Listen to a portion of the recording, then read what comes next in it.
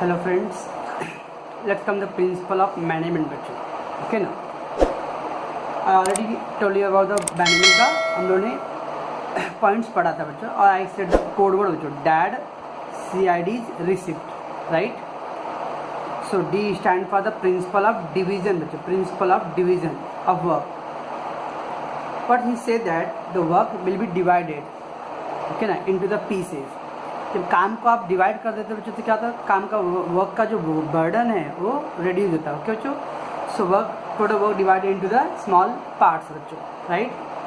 And give the work to the employ as per their skill, talent, knowledge, experience. और फिर बच्चों divide करने के बाद आपके एम्प्लॉय जो भी है, जिसका जितना स्किल और टैलेंट है उसके हिसाब से उसको क्या होना चाहिए, जॉब प्रोवाइड करना चाहिए, राइट बच्चों. It bring the efficiency and productivity. इससे क्या होगा बच्चों, वर्कलोड कम होगा. वर्कलोड कम होगा तो प्रोडक्टिविटी मीन्स काम करने की जो कैपेसिटी हो ज़्यादा आएगा, राइट बच्चों. And it lead to the specialisation. Like बच्चों कॉलेज में there is 6 subject is there. Okay, account teacher professors है, OC professor, eco professor. So every teacher और professor having the own particular subject बच्चों, right. So have enough time to study that and then teach the students. Okay, it is called बच्चों specialisation, right, specialisation. ठीक है बच्चों. तो first principle क्या था, division of work. Second is the authority and responsibility. A stand for authority and responsibility बच्चों. बड़ी account authority means बच्चों, authority means power. Authority means power to take the decision. कोई भी डिसीजन लेने के लिए मैनेजर के पास क्या होना चाहिए बच्चों, पावर होना चाहिए. Okay, so manager should be given the proper authority to take the decision from the work completed from the employee. Worker लोग से काम कंप्लीट करवा के लेने के लिए मैनेजर को पावर होना चाहिए बच्चों. ओके, लेकिन कभी कभी क्या होता है बच्चों, अथॉरिटी अगर ज़्यादा आपने दे दिया तो समटाइम मैनेजर इसका मिसयूज कर सकता है ना. So that's why it need to be a responsibility. तो authority always come with the responsibility. अगर आपको मैंने पावर दिया हूँ तो आपको मैंने कुछ रिस्पॉन्सिबिलिटी भी दिया हूँ, that you have to fulfil, right. So only authority can be misutilise. खाली आपने पावर दे दिया बच्चों तो उसका लोग मिसयूज़ करेंगे. इसलिए उसके साथ साथ क्या होना चाहिए, रिस्पॉन्सिबिलिटी होना चाहिए. ओके बच्चों. और समटाइम अगर आपने अथॉरिटी पावर नहीं दिया है और रिस्पॉन्सिबिलिटी दे दिया तो बच्चों क्या आएगा, the responsibility can be frustrated to the manager. क्यों फ्रस्ट्रेट होगा बच्चों, आप उससे काम तो चाहिए बट आपने उसको कुछ पावर नहीं दिया है, he can't take the decision. Okay, तो ही विल बी फ्रस्ट्रेट. वो टेंशन में रहेगा कि सामने वाला काम मांग रहा है लेकिन मुझे कुछ पावर ही नहीं है डिसीजन लेने के लिए. तो there should be the balance. Okay बच्चों, तो the second point responsibility and authority. Then third है बच्चों प्रिंसिपल ऑफ डिसिप्लिन. ऑफकोर्स बच्चों डिसिप्लिन लाइफ में जब तक डिसिप्लिन नहीं है you will not get success. Okay, it's not about the business, everywhere. So discipline is the most essential things for success बच्चों. ज़िंदगी में अगर सक्सेस पाना है तो अपने आप को डिसिप्लिन रखना बहुत ज़रूरी है. Okay, and same thing in the organisation. Every employ must respect and obey the rules बच्चों. आपको जो भी रूल्स लिखा है बच्चों उसको सिंसियरली रिस्पेक्ट करना, इसको ओबे मतलब to follow that. Okay, good discipline lead to the effective leadership. अगर सब कुछ डिसिप्लिन में चल रहा है बच्चों तो आपका जो लीडर है, कैप्टन है बच्चों, वो प्रॉपरली मैनेज कर सकता है बिजनेस. लेकिन अगर डिसिप्लिन नहीं है बिजनेस में तो he will not manage the business. Okay बच्चों, so discipline must follow from the top level to bottom. What do mean by top level to bottom बच्चों, आपने 11th में पढ़ा रहेगा. There are 3 levels, top level, middle level and bottom level बच्चों. अब अगर आप खाली लोअर लेवल वाले को बोल रहे हो कि आप रूल फॉलो करो और सेम रूल आप टॉप वाले लोग फॉलो नहीं कर रहे हो, तो अगर रूल्स बनाए तो सबके लिए एक जैसा है बच्चों. विद टॉप लेवल पे मैनेजर लोग होने दो या एम्प्लॉयज़ होने दो, सभी लोग को रूल्स फॉलो करने चाहिए बच्चों. ओके, तो that is our third point is a discipline. Okay बच्चों, लेट गो टू नेक्स्ट बच्चों. फोर्थ यूनिटी ऑफ कमांड बच्चों. Unity of command. Command means बच्चों commander, is no commander, leader who giving the order, right बच्चों. अगर suppose एक से ज़्यादा boss रहेगा बच्चों और सब अलग अलग ऑर्डर देंगे तो एम्प्लॉय क्या होगा, गेट कन्फ्यूज, मैं किसकी बात मानूँ किसकी नहीं मानूँ. So every employ must be receive the order from a one superior. Superior मतलब बॉस बच्चों. Superior means boss. Okay, and subordinate मतलब एम्प्लॉयज़. तो हर एक एम्प्लॉय को खाली एक ही बॉस से ऑर्डर मिलना चाहिए.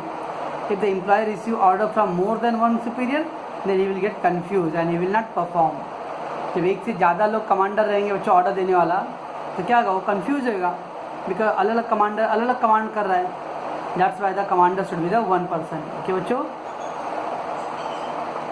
नेक्स्ट बच्चों subordination of individual interest. Of course बच्चों मैनेजमेंट हम लोग करते हैं तो ग्रुप एक्टिविटीज है बच्चों, एक टीम वर्क है. अब टीम वर्क है तो उसमें आपको अपना बारे में कम सोचना है, कंपनी ऑर्गेनाइजेशन के बारे में आपको ज़्यादा सोचना चाहिए. ओके ना.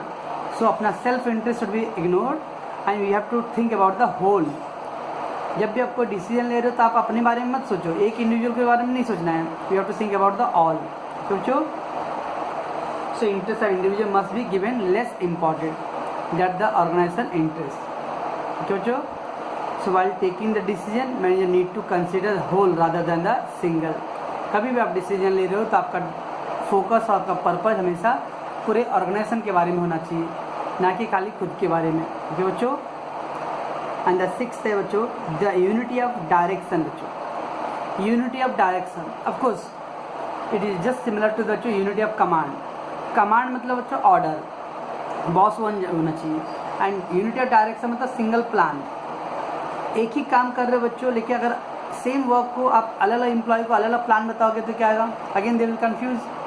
से एग्जांपल बच्चों मेरा 12th स्टैंडर्ड का अगर 2 बैच रहेगा बच्चों, और मॉर्निंग बैच में मैं फाइनल अकाउंट कुछ और तरीके से कर रहा हूँ, सेम क्वेश्चन को इवनिंग बैच में मैं डिफरेंट तरीके से करूँगा बच्चों.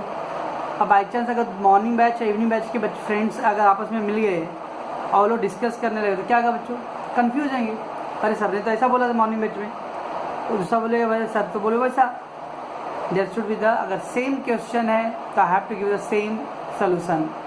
बच्चों तो there should be the one head and one plan. तो डायरेक्शन बच्चों एक ही प्लान होना चाहिए. Each every employ must be have a same objective. और हर एक एम्प्लॉय का एक ही पर्पज होना चाहिए बच्चों, क्योंकि आपका पर्पज ऑब्जेक्टिव अलग अलग रहे बच्चों तो क्या आएगा, result will be different. Okay. So in one group one work need to be directed by the single plan. अगर एक ग्रुप है बच्चों और एक ही काम है तो सबको एक ही प्लान से उसको एक्सप्लेन करो. राइट. तो सिंपली वर्ड कमांड मतलब bots order and the direction in the single plan. तो बच्चों देन बच्चों स्केलर चैन. स्केलर चैन मतलब एक ऑर्गेनाइज एंड फॉर्मल और इनफॉर्मल बच्चों. तो कंपनी में जो भी कम्युनिकेशन होता है सब फॉर्मल होता है बच्चों. एक इसको बोल सकता है, ये अपने से ऊपर जो सीनियर है उसको बोलेगा, कुछ इन्फॉर्मेशन है सीनियर वो अपने सीनियर को बोलेगा. There is some system is there बच्चों. Okay. So it means the hierarchy of authority. Hierarchy मतलब जो सिस्टम, हायरार्की मीन्स सिस्टम बच्चों. Okay. From the top level to the bottom level for the communication. तो कोई भी communication करना होता है बच्चों तो उसके लिए एक सिस्टम बना हुआ है कि मिस्टर लाइक द बच्चों. आई सो ये सम डायग्राम्स. ठीक है बच्चों. A B A is boss of B. तो ए के अंडर में बी और सी है बच्चों, बी के अंडर में डी, सी के अंडर में इधर पे ई है बच्चों, एंड डी के under F. So now A will communicate to B. Okay बच्चों. बी वो इन्फॉर्मेशन क्या करेगा, डी को शेयर करेगा और D will share to the F. Similarly F will report to the D, D will report to the B and B report to the A. Okay बच्चों. ऐसे cases में क्या होता है बच्चों, समटाइम बहुत टाइम लगता है. ओके ना. बिकॉज अगर F to D, D to B, B to A and so on, that is called scalar chain है बच्चों. ये जो सिस्टम फॉलो करते हैं उसको वर्ड बोलते हैं हम लोग scalar chain. Okay. So it help to flow the information and communication systematic. लेकिन इससे क्या फ़ायदा है बच्चों, हर एक इन्फॉर्मेशन सिस्टमेटिक जाता है without any confusion. Okay. But एक और प्रॉब्लम भी इसके अंदर. क्या प्रॉब्लम है, इट अवॉइड द डिले. और तो avoid the delay and emergency situation. Time इसमें ज़्यादा लगे बच्चों, और अगर इमरजेंसी केस रहेगा बच्चों तो ऐसे केसेस में अगर मैं इस तरह का यूज़ करूँगा मैं, तो मालूम पड़ा कि आप टाइम पे इन्फॉर्मेशन प्रोवाइड नहीं कर सकते हो. सो इस तरह का डिले और इमरजेंसी सिचुएशन में क्या कर सकते हैं हम लोग, डायरेक्ट कम्युनिकेशन कर सकते हैं बच्चों. It is called word gang plunge. Gang plunge मतलब बच्चों लेट टेक दैट एफ है बच्चों, इधर पे सेम लेवल पे उसके अपोजिट डायरेक्शन में कौन है, मिस्टर जी. तो F can talk to the G, D can talk to the E, B can talk to the C. सोचो. तो इमीडिएटली, बट ध्यान रखना बच्चों कि सेम लेवल में होना चाहिए. हाँ, you can talk the F to the E, D can not talk to the G. ऐसा क्रॉस कम्युनिकेशन नहीं हो सकता बच्चों. सेम लेवल पे कम्युनिकेशन हो सकता है अपोजिट डिपार्टमेंट के अंदर, but you can't talk the cross. क्या बच्चों? So make sure that no cross communication up to different levels, like F can not talk to the E, D can not talk to the G। Okay बच्चों, इसको बोलते हो scalar चैन। Scalar चैन में main point रखना है, communication करने के लिए एक सिस्टम बना हुआ है, लेकिन अगर अर्जेंट सिचुएशन है तो हम वो सिस्टम को ब्रेक करके गैंग प्लंग का यूज़ करेंगे। गैंग प्लंग मतलब अपने इमीडिएट जो सेम लेवल पे आते हैं बच्चों अपोजिट डायरेक्शन में, उनसे हम लोग बात कर सकते हैं और इन्फॉर्मेशन शेयर कर सकते हैं। राइट बच्चों? ओके बच्चों, लेट्स कम रेम्यूनरेशन। बच्चों रेम्यूनरेशन मतलब बच्चों सैलरी। Remuneration means salary.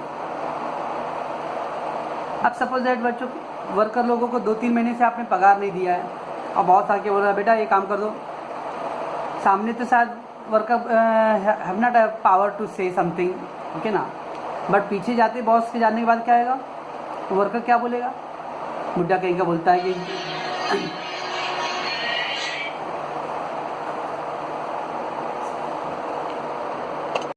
सो बच्चों रेम्यूनरेशन मीन्स सैलरी। तो अगर टाइम पे सैलरी पेमेंट नहीं हुआ तो क्या होगा? वर्कर लोग दे नॉट फील हैप्पी बच्चों, ओके ना, और जब हैप्पी नहीं है तो he will not perform better बच्चों। इसलिए वर्कर लोगों को टाइमली सैलरी मिलना चाहिए बच्चों। Okay, so appropriate and timely remuneration to the employee keep them financially satisfied. Of course बच्चों वर्कर काम करेंगे, लेकिन वर्कर की भी तो फैमिली है, वर्कर के भी तो परिवार है। अगर उनको आप टाइम पे सैलरी नहीं दोगे तो how can they satisfy their family? और याद रखो कोई ऐसा इस दुनिया में एम्प्लॉय नहीं बच्चों जिसका परिवार दुखी और वो खुश रहे, और उसकी फैमिली अगर सेटिस्फाई है बच्चों, हैप्पी है, then he will perform better बच्चों। ओके ना?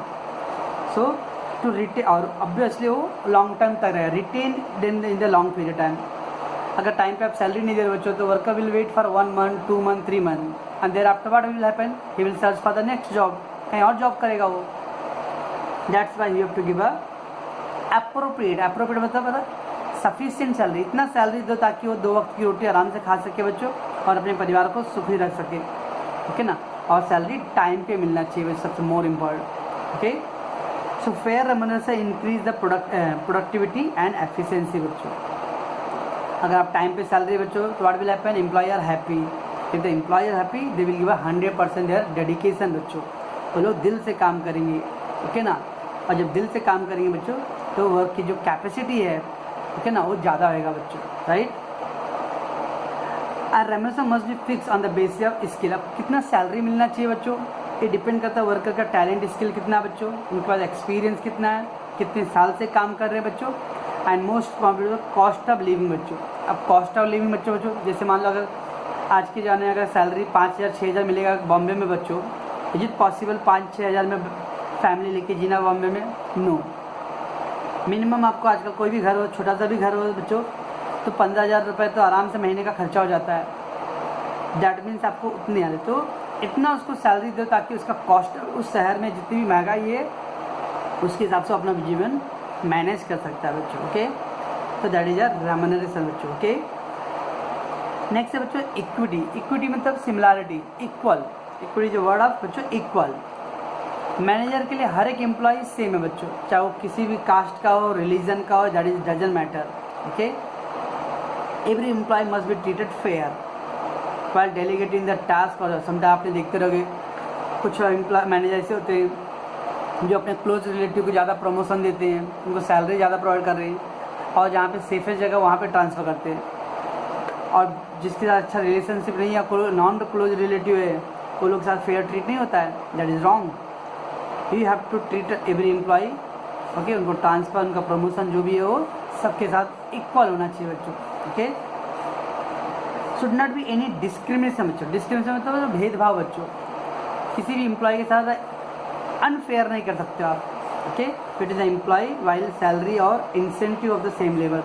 अगर मिस्टर ए और मिस्टर बी का अगर वर्क सेम है बच्चों तो उनकी सैलरी भी सेम होना चाहिए। ओके ना? ऑफकोर्स अगर वर्क डिफरेंट है बच्चों तो सैलरी डिफरेंट होएगा, बट अगर काम सेम है बच्चों तो उनकी सैलरी भी सेम रहना चाहिए। Right? That is called equity बच्चों। एंड देन बच्चों centralize, there is a word बच्चों सेंट्रलाइज एंड डिसेंट्रलाइज। तो सेंट्रलाइज एंड डिसेंट्रलाइज, सेंट्रलाइज मतलब पावर बच्चों, पावर इन वन हैंड, जब सारा पावर एक ही आदमी के पास हो उसको तो सेंट्रलाइज। तो पहले ज़माने में बच्चों राजा पूरा पावर अपने पास रखता था, या हिटलर बोलते बच्चों, तानाशाही डिक्टेटर, तो वो पूरा पावर अपने पास रखता था, उसकी मर्जी के बिना एक पत्ता भी नहीं हिल सकता है। Okay, that is called centralize. लेकिन जब सारा पावर आपने सभी लोगों में डिस्ट्रीब्यूट कर दिया, that is called word decentralize बच्चों। स्मॉल बिजनेस रहेगा बच्चों, सोल ट्रेडर है तो ऑब्वियसली सोल ट्रेडर अकेला ओनर है बच्चों, तो उसके पूरा पावर है। लेकिन लार्ज ऑर्गेनाइजेशन है बच्चों, तो उसके अंदर पॉसिबल नहीं है सेंट्रलाइज। तो वहाँ पे आपको क्या करना पड़ेगा, कुछ पावर्स अपने असिस्टेंट लेबर और मैनेजर को भी डिस्ट्रीब्यूट करना पड़ेगा। Okay, so it is a power authority in one hand, it suits when the organization is very small. Centralize power जहाँ कहाँ पे एप्लीकेबल बच्चों, यहाँ पे ऑर्गेनाइजेशन स्मॉल होना चाहिए। Okay, but in the large organisation extreme centralise not advisor. Extreme मतलब 100%, complete centralise not possible. Why? Because business बड़ा है और अकेला one person can not take the all the decision at the right time.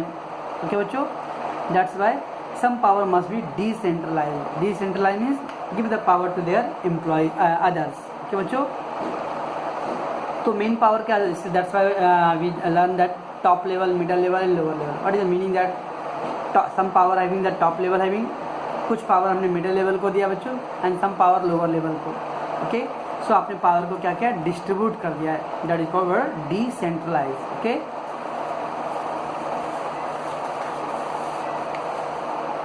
Then बच्चों spirit de corps, it means the team work. Spirit de corps is a word बच्चों, Latin word है, इसका means होता है टीम वर्क, मिल के काम करना। क्यों बच्चों, इतिहास गवाह बच्चों, जो भी काम हमने अगर मिल के किया रहेगा तो वहाँ पे आप ऑलवेज भी सक्सेस मिलता है बच्चों। फिर चाहे आप फ्रेंच रिवोल्यूशन देख लो या इंडिया की आज़ादी की क्रांति देख लो, ये सब एक साथ मिल के हुआ है, अकेला एक जन से नहीं हुआ है। ओके ना, so management is a group activity, सिर्फ all employ in the working in a group with mutual trust. Mutual trust मतलब एक दूसरे पर भरोसा करके अगर काम करते हैं, then every problem can be solve बच्चों। तो सारे एम्प्लॉय के बीच में you can not do the rule and divide, फूट डालो और राज करो की नीति। अब मैनेजर है तो उसके लिए सारे वर्कर को एक साथ रखना है, उसको टीम वर्क के साथ रखना है। ओके ना, कंपनी के अंदर ऑर्गेनाइजेशन के अंदर दो पार्ट मत कर दो, आधे एम्प्लॉय इधर आधे एम्प्लॉय इधर, you have to group them. Okay, then बच्चों नेक्स्ट पॉइंट है इनिशिएटिव। इनिशिएटिव मतलब बच्चों कोई भी काम अपनी मर्जी से करना। बहुत सारे लोग होते हैं बच्चों, हर काम के लिए आपको फोर्स करो तो आप करते हो। कुछ लोग होते हैं जो अपनी काम अपने टाइम से सिस्टमेटिकली करते हैं। ओके ना, that is should be the, it means the voluntarily to do the work without any without any innovative manner, sorry with in innovative manner. Voluntarily मतलब ऑन योर ओन, अपनी मर्जी से। Don't wait for the manager will to ask the work, you have to do that. हर एक काम के लिए आप इंतजार मत करो, सर आपने बोला नहीं करने के लिए, मैंने नहीं बोला क्या है, आपको अपनी मर्जी से काम करना चाहिए। और हो सकता है आपके पास कुछ नया आइडिया है, इनोवेटिव मीन्स न्यू आइडिया, कुछ नया टेक्निक से उसके हिसाब से करो। And the freedom to work and think to think should be encourage among the employ. और एम्प्लॉय को इनकरेज करो, उनको फ्री कर दो यार काम करने के लिए। ओके ना, डोंट बी गिव एवरीथिंग के लिए प्रेशर बार बार, ऐसा करो वैसा करो। वर्कर को लेट देम वर्क, उनको अपने आप से काम करने दो। ओके ना, it create the healthy culture of the work. इससे क्या होगा, सारे वर्कर खुश होकर अपने हिसाब से काम करेंगे। ओके ना, तो बहुत सारे वर्कर होते हैं जिसको बच्चों इंडिपेंडेंट जी, don't want to the force of pressure बच्चों। तो वर्कर को अगर आप फ्री करके रखे हो तो लोग आपका काम ईमानदारी से करेंगे और कुछ नया तरीके से वो लोग ट्राई करेंगे। ओके ना, देन बच्चों प्रिंसिपल ऑफ ऑर्डर। ऑर्डर मतलब बच्चों सिस्टमैटिक प्लेस। इस दुनिया में हर एक चीज़ बच्चों एक पर्टिकुलर जगह के लिए बना हुआ है, वो चीज़ उस जगह पे रहे तो अच्छा लगता है बच्चों। सो it is based on that a place for everything and everything in its place. Yes, तो बच्चों हर चीज़ के लिए कोई ना कोई जगह बना हुआ है। अब बच्चों एनिमल्स देखते हो, वाइल्ड एनिमल्स, तो ऑब्वियसली उनके लिए जंगल बना हुआ है। अब वाइल्ड एनिमल्स को हम शहर में ला देंगे, नॉट पॉसिबल। तो एवरीथिंग के लिए एक जगह है और उस जगह पे रहे तो उनकी जो वैल्यू है वो इंक्रीज होता है बच्चों। ओके, तो placing the right person at the right time bring the maximum efficiency. सही आदमी अगर सही जगह आप सेलेक्ट करते हो, जो कुछ याद करो बच्चों, 2019 वर्ल्ड कप देखे आप लोगों ने। 2019 वर्ल्ड कप में क्या हुआ था? ओके, महेंद्र सिंह धोनी को पीछे रखा रहा, बाकी को आगे भेज दिया अपने नए नए बच्चे प्लेयर को, या मीन जो अनएक्सपीरियंस थे, और क्या हुआ? इंडिया हार गई सेमीफाइनल में। ओके ना, it mean the putting the right person at the right place. सही आदमी को अगर सही जगह भेजते तो रिजल्ट कुछ और हो सकता था। तो that's why right person right जगह पे होना चाहिए बच्चों। Okay, so proper utilize the human resource. अब मान लो बच्चों, वो आपने देखा वो मैच में धोनी 7वें 8वें पे 7वें पे आ रहा है, हाँ, तब तो उस पर इतना प्रेशर ज़्यादा आ गया। तो अगर आपने सही आदमी को सही जगह चुनता तो क्या होता था, उसको आप प्रॉपरली उसके जो टैलेंट है, स्किल है, उसका प्रॉपर यूज़ कर सकते थे हम लोग बच्चों। ओके, दैट इज कॉल्ड बच्चों principle of order, right. And finally